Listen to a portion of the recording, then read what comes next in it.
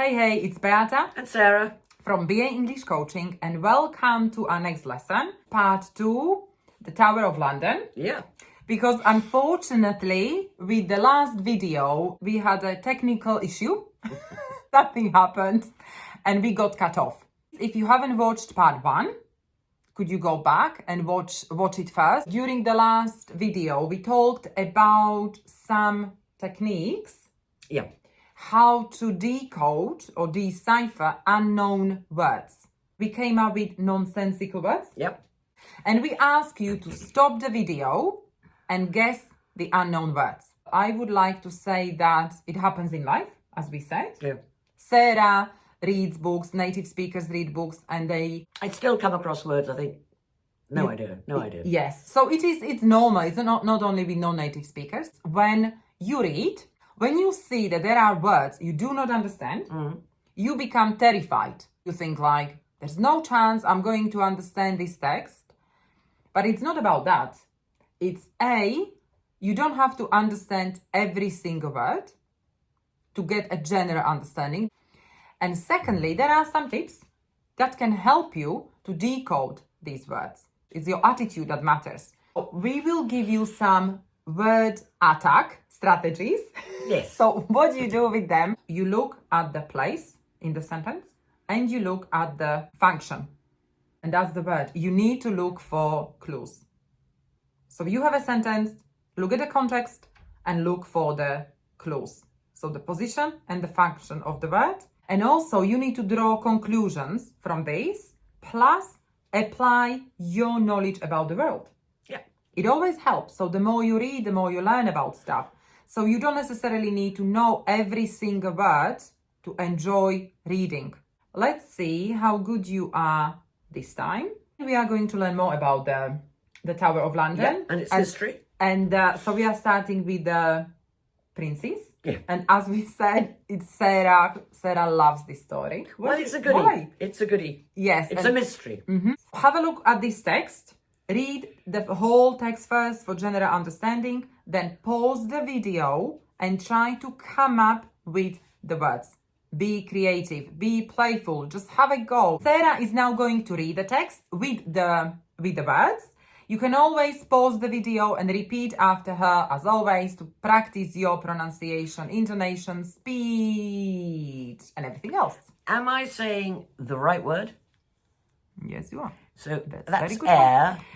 The Bloody Tower is most strongly associated with the supposed murder of the 12-year-old Edward V and his younger brother Richard in 1483. Tradition says that they stayed in these rooms on the orders of their uncle, Richard III, who pretended that it was for their protection. Edward was the rightful heir to the throne, but Richard III wanted to be the king.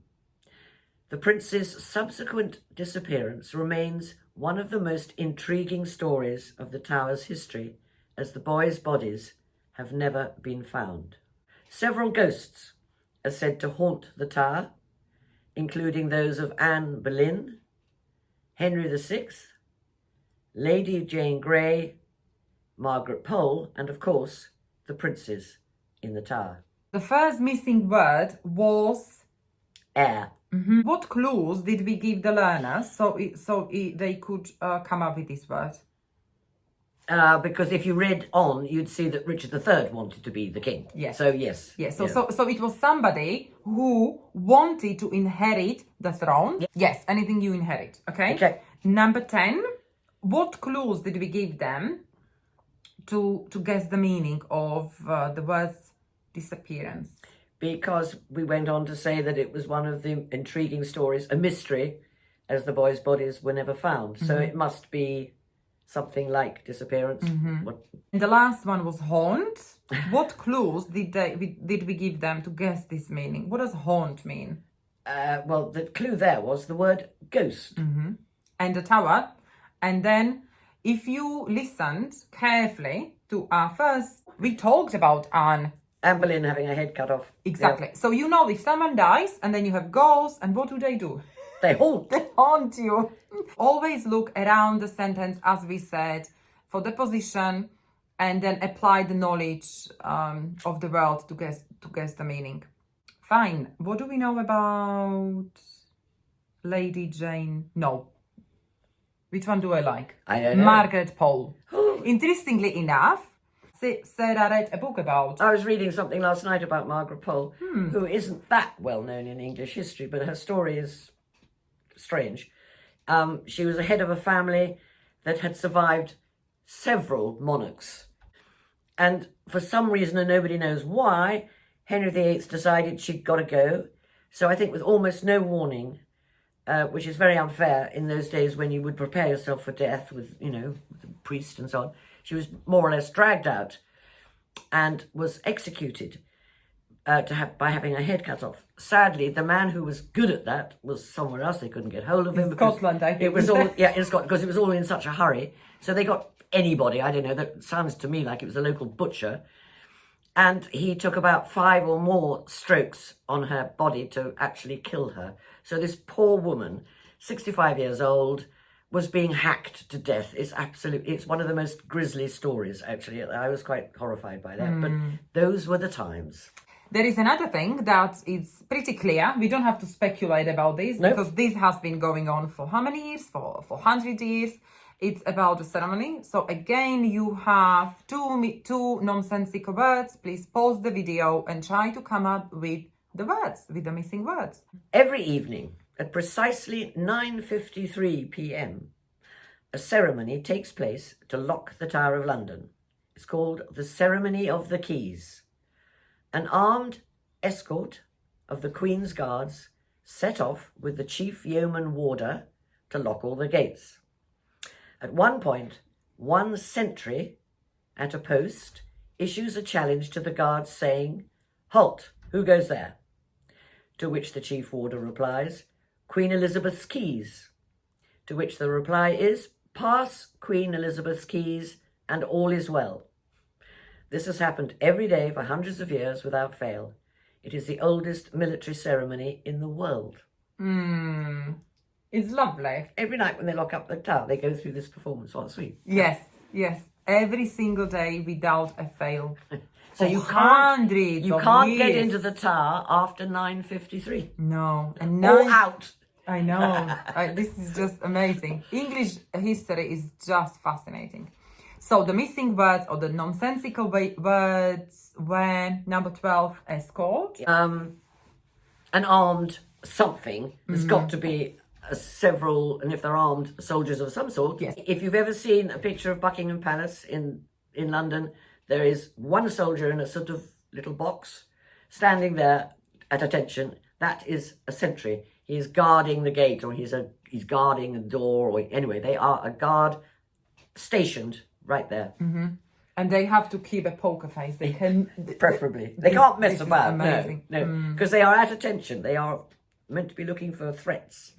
So that was the word sentry. Yeah. Fine. And since we are having these big celebrations in June, the Tower of London is going to play a major role in these celebrations. We have given you one nonsensical word in this part. Again, please pause the video and try to guess the missing word. The Tower of London will play a major part in the Platinum Jubilee celebrations, where a spectacular and colourful field of flowers will fill and transform the tower's moat. In the spring of 2022, over 20 million seeds will be sown in the grounds to create a dramatic and engaging experience. The missing word was the moat. What is it? A moat is a huge ditch round a castle or a palace or a fortress, usually, filled with water as a defence against attack. Hence, they have a drawbridge, which they can lift up. Hopefully, you have learned something interesting about the Tower of London and also about the history. And the ghosts. Secondly, now you know that it's all about your attitude. Yes. You know, when you see a text with unknown words, do not get terrified. Just apply these two strategies. You read for comprehension, for fun, for enjoyment, for pleasure. Yeah. You don't need to understand every single word. Because in fact, if you hadn't got the word moat and you had put in garden or something, it would have made absolutely no difference to the sense. You'd have still been able to read it and still understand what was going on. You didn't need that precise word if you get the sense. It's all about the reading for pleasure. So you need to be fluent. And it's Just keep going, it'll make sense. It will. Yep. It will. I hope you have enjoyed the lesson. Don't be the same. Be awesome. Be awesome. Keep on learning. Keep on improving. Don't give up. Don't give up. Thank you for watching. If you have liked this video, please like it, share it, and subscribe to our channel. And there will be another one about the classes, the Class upper system class. in the UK. Yes. So there is always something to look forward to. Take care. Bye. Bye-bye.